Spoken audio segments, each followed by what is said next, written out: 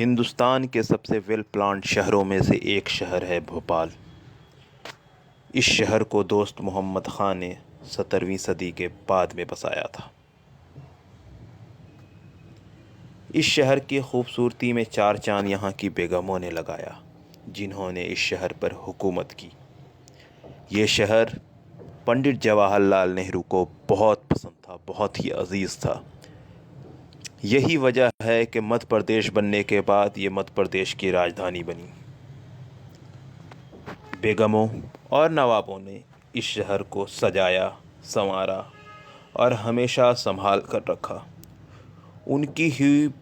ان کی بنائی ہوئی عمارت ہی اس شہر کی دھروہر ہے، جسے آج بہت ہی سازش کے تحت برباد کیا جا رہا ہے۔ اکثر لوگ مسلمانوں پر یہ الزام لگاتے ہیں کہ وہ اپنی عورتوں کو حق نہیں دیتے، پر شہر بھوپال جو کبھی ریاست تھا، وہ اس بات کی گواہی دیتی ہے کہ ہندوستان کے کسی بھی ریاست کے مقابلے ریاست بھوپال میں عورتوں نے سب سے ادھک حکومت کی۔ برطانیہ کی مہارانی وکٹوریہ کی حکومت کے بعد دنیا میں سب سے زیادہ وقت تک چلنے والی عورتوں کی حکومت بھوپال کی حکومت ہے۔ یہ بیگمیں بے حد دیندار اور پرہیزگار تھیں۔ آج پرانے بھوپال میں جو بھی پرانی نشانی ہے، انہی بیگموں کی بنائی ہوئی ہے۔ چونکہ حکومت انہوں نے ہی تو بے شک بنوائیں گی بھی یہی۔ انہوں نے ہی گوہر محل، شیش محل، شوکت محل، صدر منزل، تاج محل بنوایا تھا، جس میں تاج محل اپنے وقت کی بنائی ہوئی سب سے بڑی عمارت ہے۔ انہوں نے ہی دنیا کی سب سے بڑی مسجدوں میں سے ایک مسجد تاج المساجد بنوائی تھی۔ موتی مسجد بنوائی، جامع مسجد بنوائی۔ یہ مسجد ہندوستان کی سب سے بڑی مسجدوں میں سے ایک ہے۔ اگر آپ تصویر غور سے دیکھ رہے ہوں گے تو اس میں آپ کو کئی مسجدیں دکھی ہوں گی، کئی عمارتیں دکھی ہوں گی۔ تو اس میں جو موتی مسجد ہے، یہ وہی مسجد ہے جہاں سید سلیمان ندوی کھڑے ہو کر خطبہ پڑھایا کرتے تھے، چونکہ وہ ریاست کے آخری قاضی تھے۔ موتی مسجد کے ٹھیک سامنے اقبال میدان ہے۔ یہ اقبال میدان کبھی کھرنی میدان کہلاتا تھا۔ اسی میدان کے سامنے علامہ اقبال نواب حمید اللہ خان کے دعوت پر بھوپال تشریف لائے تھے۔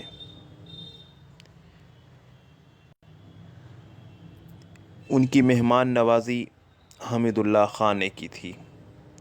اقبال میدان کے پاس ہی ایک محل میں علامہ اقبال ٹھہرے تھے۔ علامہ اقبال کے انتقال کے بعد ان کی یاد میں بھوپال میں ایک لائبریری بنائی گئی، جس کا نام علامہ اقبال لائبریری رکھی گئی۔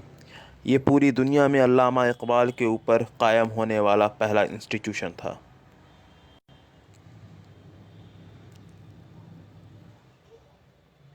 اقبال میدان اصل میں محل کے بیچوں بیچ میں ہے۔ چاروں طرف محل ہے، بیچ میں میدان ہے۔ یہ میدان محل کے ایک حصوں کو توڑنے کے عوض میں بنایا گیا۔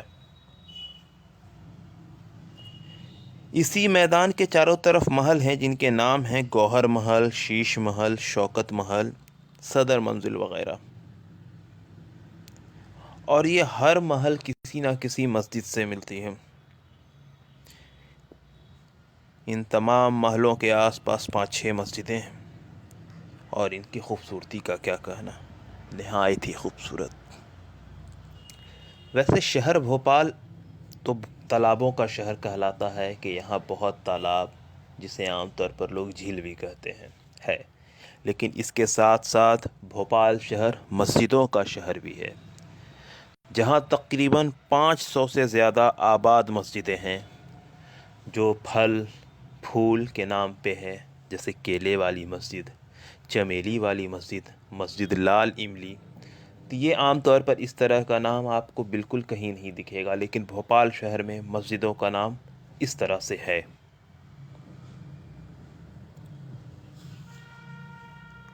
چونکہ بھوپال آج مدھیہ پردیش کی راجدھانی ہے، اس لیے سرکار اسی شہر سے چلے گی۔ تو سرکار چلانے کے لیے عمارتوں کی، بلڈنگوں کی ضرورت ہوگی۔ تو آج جتنی بھی وہاں عمارتیں ہیں سرکاری، یا تو وہ نواب حمید اللہ خان کے بنائی ہوئی ہیں یا پھر ان کے دوارا سرکار کو تحفے میں دی گئی، پر آج بڑے ہی شاطرانہ ڈھنگ سے پرانے بھوپال سے راجدھانی کو نئے بھوپال میں شفٹ کیا جا رہا ہے۔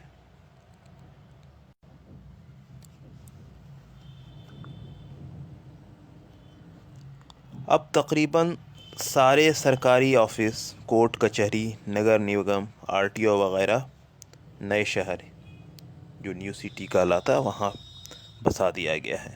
سچیوالیہ تو کافی پہلے ہی جا چکا تھا۔ پرانے بھوپال میں نہ تو کالج کھلے ہیں، نہ ہی اسکول، یہاں تک کہ ڈسپنسری بھی نہیں ہے۔ وہ تو بھوپال گیس ٹریجڈی جیسے ظالمانہ حادثہ کے بعد یونین کاربائڈ نے جو کمپنسیشن یعنی معاوضہ لوگوں کو دیا تھا، اس سے 2-3 ہاسپٹل قائم ہوئے ہیں۔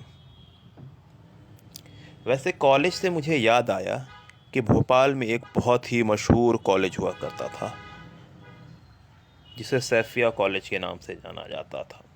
اس دور کے ہندوستان میں جتنے بھی کالج تھے وہ تو یونیورسٹی کی شکل لے لیا، پر یہ کالج اپنے نہایت ہی برے دور سے گزر رہا ہے۔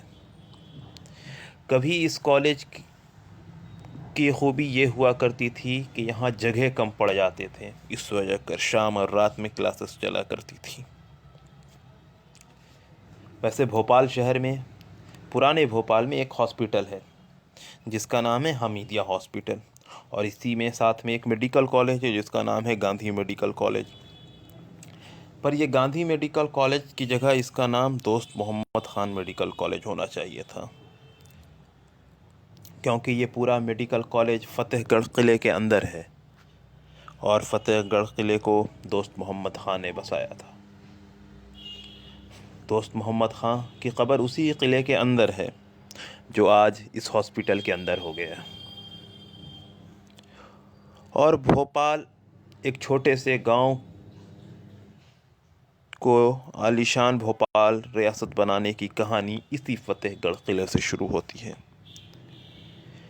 ایک دور تھا کہ بھوپال ہاکی کے لیے بھی جانا جاتا تھا۔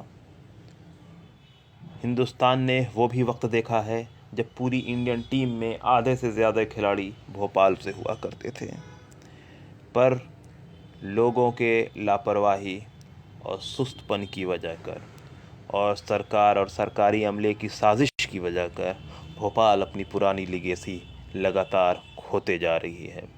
لگاتار بھوپال نے